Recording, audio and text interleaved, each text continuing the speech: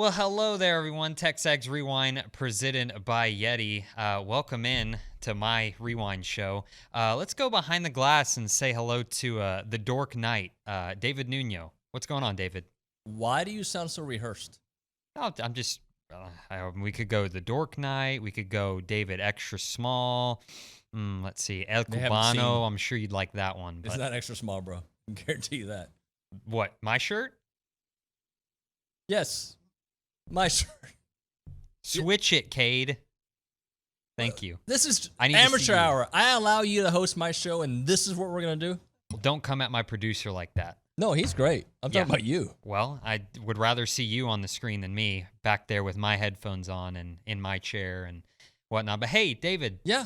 Since you got the rundown there in front of you, tell me what do we have on the show today? Well, David Nuno had the Go Hour, which is a staple in the program. He had Olin Buchanan in studio. Who, Olin took like 3 weeks off, but he was back. We talked a little NBA. Some people were like, "Why are you talking NBA?" Because it's the summer. We can talk about it. Jamie Morrison was in studio. Did you like that one, Nick? I did. Yeah, he seems locked in, ready to roll. Was Ryan Brauninger locked in, ready to roll? As always. And that's pretty much. We had a bunch of random stuff too. You're doing a great job hosting the show, though. Thanks. Watch the rewind. The SEC is going to come out with their schedule for 2024. Okay? A lot of rumors out there. People breaking news that has been out there for a while, but there's rumors out there that we'll find out about A&M and Texas being at Kyle Field and yada yada yada. What I am a little. I want to be careful how I phrase this. Little concerned with what could be the schedule and the fact that I really don't want to have Georgia and Bama. And, I don't care about Texas next year, but I'm just worried about having all three of those in a schedule. But if you are who you are, who we think you can be, then let's go. I would be very skeptical that you're going to get Texas, LSU. You're going to get those, I bet. Alabama and Georgia. I'm very skeptical that those four. Aren't you supposed to get Georgia next year, though? Under the old model, I believe you are. In the old model, well, maybe you get Georgia, but then not Alabama. Let's hope. I think the schedule makers are probably going to look at it and say, how can we get this as balanced as possible? But, I don't know. I feel like the SEC's kind of I think they're going to take care of Alabama first. Nick Saban was complaining about playing LSU, so I kind of figure, okay. So I think the commissioner has spoken that he doesn't want to play LSU. Right. And so the assistant commissioner Sankey will make sure that they don't. And then everything else will okay, well, if they can't play them, then, we got to put them here. And right.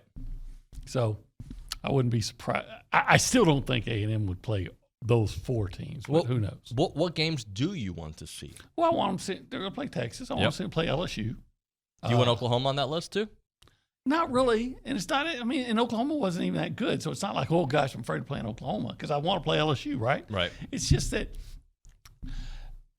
the SEC, the move has been such a positive experience. And playing those SEC teams has been more fun.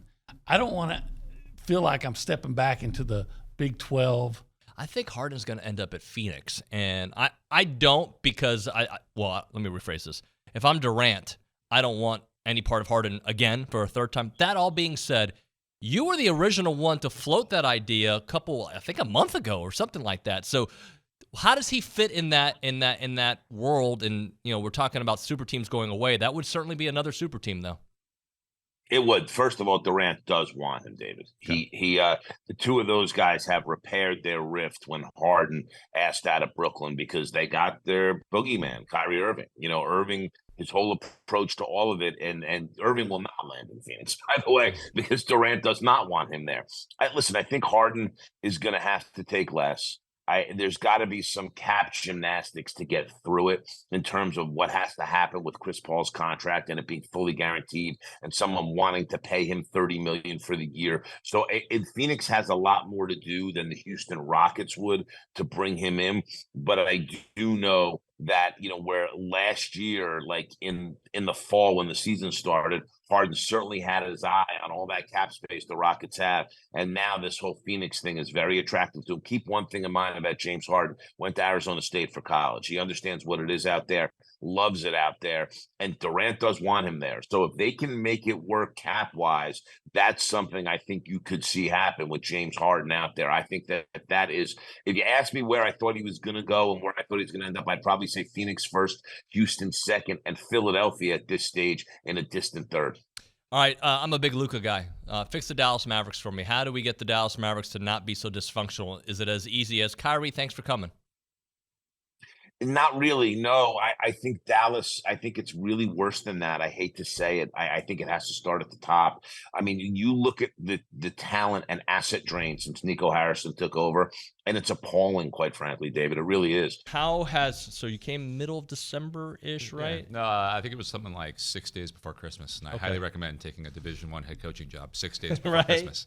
So how's that whole process been for you? Yeah, it's been a whirlwind, and I think if I were to describe it, it's someone poured about 20 feet of water above me, and I was trying to get to the top of it, and every time you thought you were close, someone else poured another foot of water. Right. So we're getting to the point where we're out of that now, and I think we're starting to thrive as a staff, and I'm looking forward to the next 6 months and getting into a season at some point here. Why Texas A&M, and what was it that attracted you? Yeah, I was very picky. I've kind of delved with the idea of coming back into college volleyball for a few years, but I was only going to do it for the right opportunity. And for me, it was a place where you can build something, and I'm competitive, so it's a place where I think I can win a national championship. That was one of the things. But I also am a firm believer in the sport, and I wanted a place where the administration, where the community would support our sport growing. I love it. I love the way we play. I think it's a beautiful game, and I think it's one that fans enjoy once they get to know. So a place where we could have 5,000-6,000 people filling up stands every single night. And for me, it was here. The administration was fully supportive of volleyball, of women's athletics, of growing the game, of growing the sport. 12th Man Tradition was a place where the fans will support. It's a community that's growing, and I thought that could happen. And then the other piece, and I said this to our girls, was just I knew a few of them, and there were pieces that were here. And I think we can turn this into a really successful volleyball program very, very quickly. Well, I'll tell you what, you have a very impressive resume, and I have the full belief in what they're doing across the street, because you look at who they brought in over the last couple of years, from Schloss to Trisha, like it's Joni and Buzz, obviously, and this whole crew there. This is a place that really cares about their athletics. Oh, 1,000,000%. And the administration does, but again, that seeps everywhere. The community does, the greater community of Texas, the alumni base, the former students that were a piece of this, they care, and it's an awesome thing. I just wrote a giant article about it. What would I know? It went out yesterday. Just kind Host nearly 20 visitors is what the first line says. Okay, yeah. So I think that is correct. I think 18 might be right. 15 officials, 3 unofficials, and from 8 different states. The majority, Texas had the most with 7, but the other 11 were from different states. They had, Florida, 3 from Florida, and 3 from Washington. So Washington, to me, it's not random, but it's random. Well, it is a little bit random. It's something I wrote in the article. It's like, that's not a place where if you're putting, you have those maps on the wall where you put pins on where you've been. And if you're doing that for A&M recruiting, that's not a place they've been a bunch to pull kids out of. And, obviously, I think the connection when they nabbed Mark Naboo out of there a couple of years ago, I think that really put them on the map, or it became a more realistic option for kids in the Pacific Northwest, specifically in Seattle, to come to A&M, because at the time, Mark Naboo was the best player in Seattle, and he chose Texas A&M. And so I think that kind of a little bit opened the door. But, yeah, and you had, Mississippi, Florida, Louisiana, Georgia. Jersey, California. So there was from a wide array of prospects from across the country that came into town, and they did a great job. And most notably, I thought they did a really, really nice job with the kids in the state of Texas. The offensive linemen that had really good things to say. Miles Davis, the safety out of Converse Judson, had great things to say about A&M. If you're a subscriber to TexAgs, I encourage you to go back and watch his interview that he did with Jason Howell after his unofficial visit. And, he wasn't shy about what he feels or how he feels about Texas A&M right now. And then, the out-of-state kids, huge, enormous move with Miles O'Neal, the quarterback he's from, I guess, New Jersey now, but spent a lot of his time in Massachusetts. Now he's playing at a very prestigious school in New Jersey called the Hun School. And so it'll be a step up in classification and competition, but really impressive kid when you look at him from a prospect standpoint, and then you watch the tape and you like how you see how he wants to push the ball down the field, and he is really good arm talent. All right. El Cubano, the Dork. I like the Dork Knight. We're rolling with the Dork Knight. Can you tell him what to do?